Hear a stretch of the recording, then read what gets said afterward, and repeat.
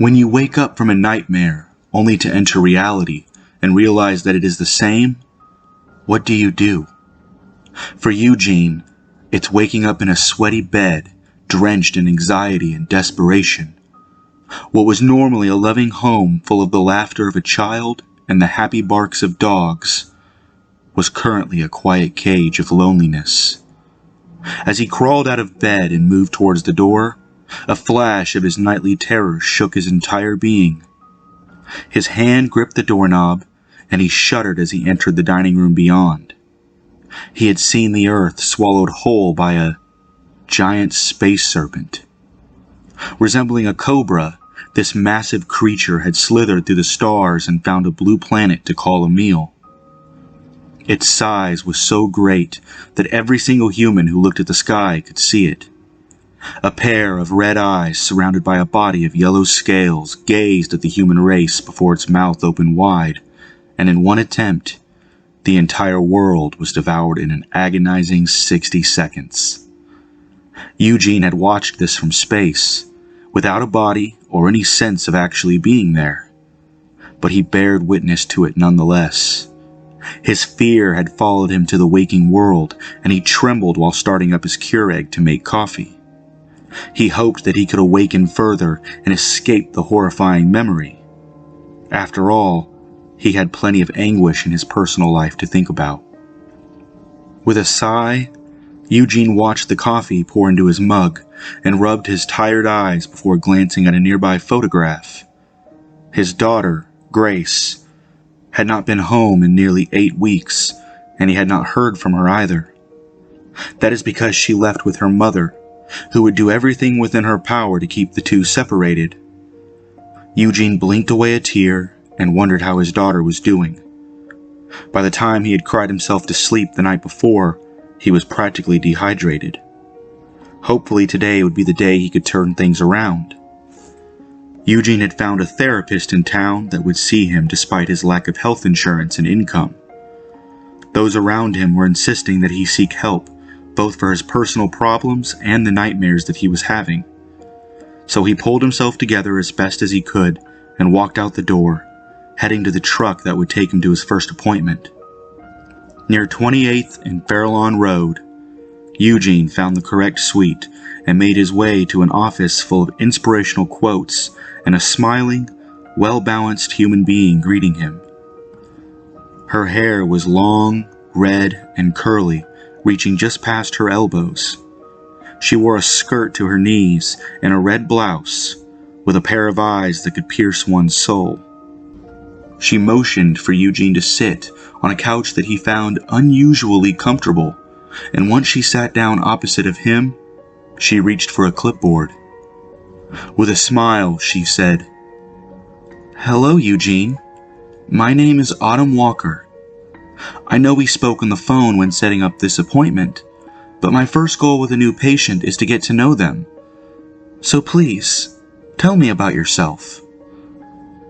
Eugene gulped and remained silent, simply staring into the carpet as he thought about his life and who he was as a person. Was it even worth coming here today? "In order for this to work, I need you to share with me." Autumn spoke again, her voice more stern this time. Eugene could tell that she wasn't a woman to have her time wasted. I don't know where to begin," he mumbled, still staring at the floor. He had the urge to bite his fingernails, a habit he formed from constantly being nervous. "Let's begin with your upbringing," the woman suggested, and Eugene sighed. "I was born here in town," he muttered, and then cleared his throat. "My father died shortly after I turned 12, on his own birthday. My mother spent most of my childhood as an alcoholic, although she's clean now. I work quite often and spend the weekends keeping myself as busy as possible, so that I can distract myself from my own life." "Why is that?" Autumn asked him. Eugene could feel the tears beginning to swell in his eyes as he thought of an answer to the question. "Because I don't want to be alive anymore." He trembled and gripped the couch with both hands. But I have to go on, because I have responsibilities to the people that I love. Like who? My daughter, Grace. Eugene could barely say her name, and it was painful to force it from his vocal cords. Regardless of how I feel, she needs me more than I need myself. Autumn was silent for a moment as she took some notes on her clipboard, and Eugene's attention was still glued to his feet. You mentioned that you weren't able to see your daughter right now, Autumn stated and then asked, How long has it been since you last saw her? Eugene gulped, holding back his emotions as he answered, Just over 9 weeks now. This Monday will be 10. And you haven't spoken to her either? Eugene shook his head. No, I haven't. Why aren't you allowed to see her? Eugene shuddered as he thought that over. He had done everything he could to mentally block out the fact that he could not see Grace. However, these questions were forcing him to face it in full force. Her mother believes I am unstable, and therefore bad for our daughter's well-being. Autumn's voice grew sympathetic as she asked, Do you wish to elaborate? Can we talk about something else? Eugene inquired. He could feel his fingers shaking to a point that they might break. Autumn frowned and then nodded. Of course. The motive of this first session is to see where you are and what we need to focus on.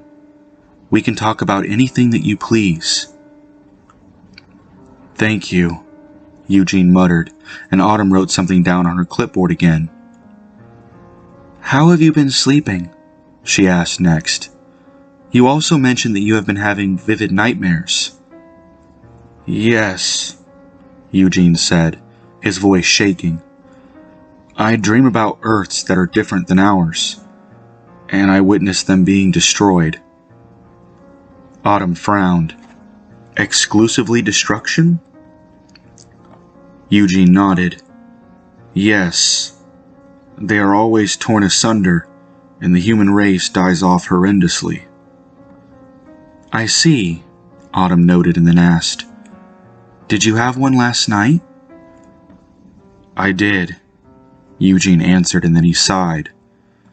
The Earth was approached by a serpent that moved through space.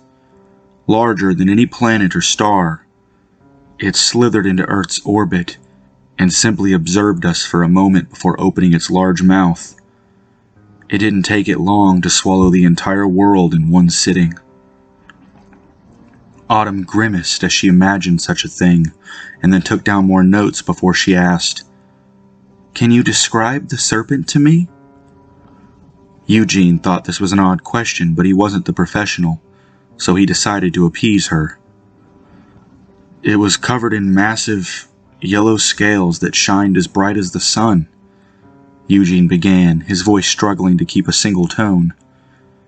It smacked the moon from its place in Earth's orbit, and gazed upon the human race with a pair of red eyes that were its most haunting feature.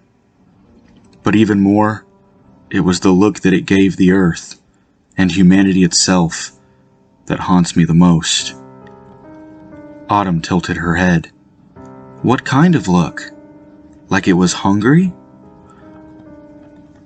Eugene gulped, thinking back on his dream before he said, It wasn't hunger that drove it. Its expression was not to feed, but to destroy. Its purpose was to erase all life. Autumn was silent for a few more moments as she thought this over, before asking, Where were you during all of this? Can you tell me what your final moments on Earth were like?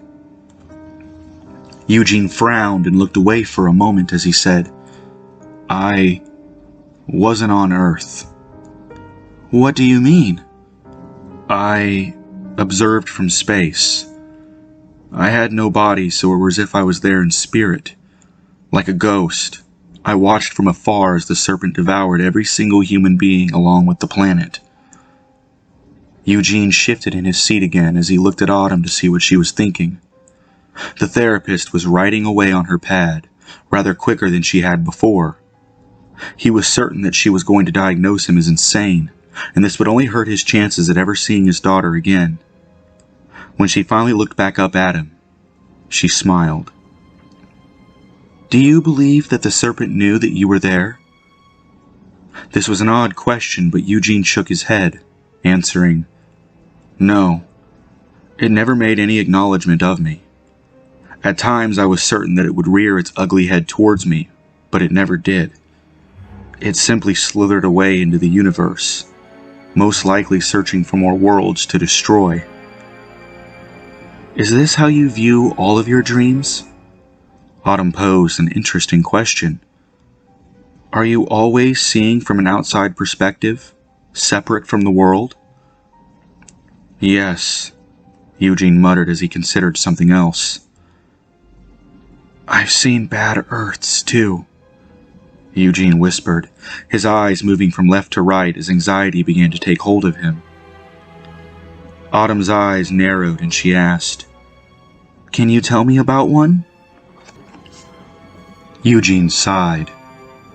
"There was an Earth that discovered the technological ability to find and even travel to other Earths. When I dreamed of this, they had found a weaker world, in which they invaded in full force." "So, a multiversal war?" "Yes," Eugene agreed and then continued. "It was a war unlike anything ever seen, with most casualties falling in the invaded world, numbering in the hundreds of millions." Autumn grimaced. "And how did this end?" Eugene shuddered.